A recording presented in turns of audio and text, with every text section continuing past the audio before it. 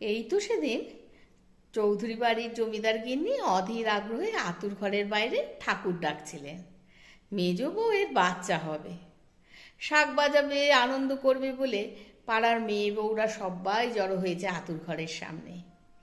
গিন্নিমা সুগন্ধি পান চিবোতে চিবোতে সকলের সঙ্গে কথা বলছিলেন। ওয়া ওয়া ওয়া, বাজা বাজা, শাক বাজা, উলুধ্বনি দে, কে কোথায় আছিস, বাজারে বাজা, বাজিয়ে যা। গিন্নিমা সকলকে বলে চলেছেন। তখনই ভেতর থেকে মোক্ষদাদাই বলে, রানীমা, এবারও মেয়ে হয়েছে, ফর্সা, মাথা ভর্তি চুল, কি সুন্দর, দেখবে না সে? ছুঁড়ে ফেলে দে, আমার এই মাটির ডালা চাই না। এই বলে বাড়ির অন্দরে চলে গেলেন। জমিদার গিন্নিরও তো মন আছে, সে যে পার্থিব সকল কিছুই পেয়ে এসেছেন এতদিন, আর সেই কচি মেয়েটা, শিশুটা, যে জন্মেই পরিত্যক্তা, অভাগী, ভালোবাসার কাঙালিনী, তারও তো মন আছে।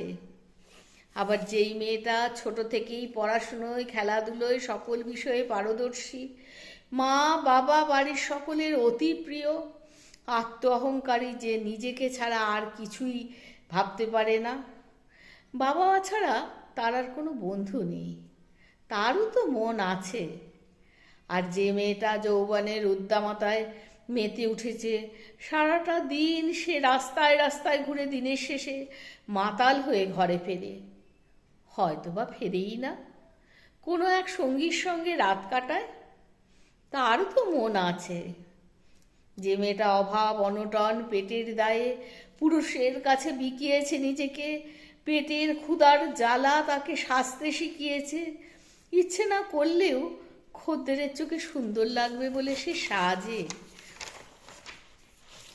আর চুড়ি, মালা, সেন্ট, লিপস্টিক, জুঁয়ের মালা মাথায় লাগিয়ে নিজেকে আকর্ষণীয় করে তোলে, তারও তো মন আছে।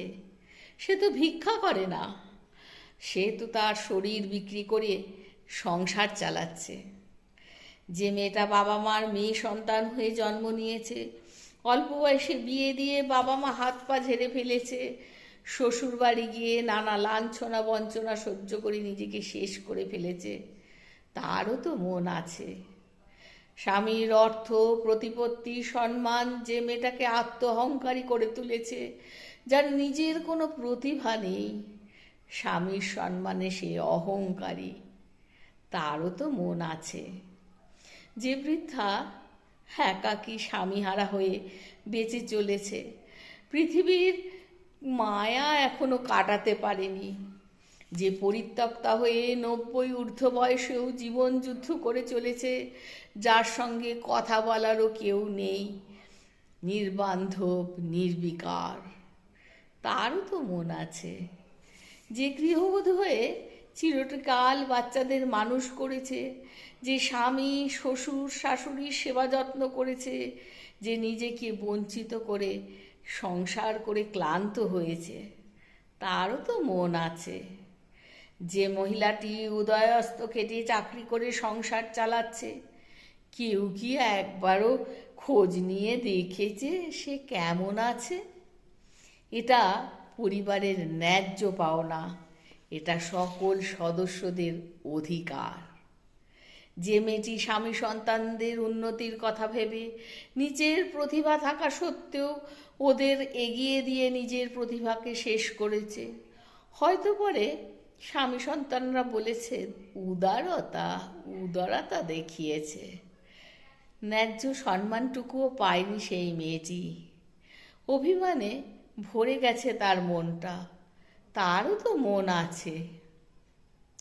যে মেয়েটা জন্ম থেকে সংগ্রাম করে চলেছে, ভাই বোন, মা বাবা সকলের জন্য নিজের আনন্দকে বুকে বেঁধে পরিবারের সকলের পাশে থেকেছে, বৃদ্ধ হয়েছে সে, একা, বড় একা সে, কেউ কি ভেবেছে এই মেয়েটির কথা?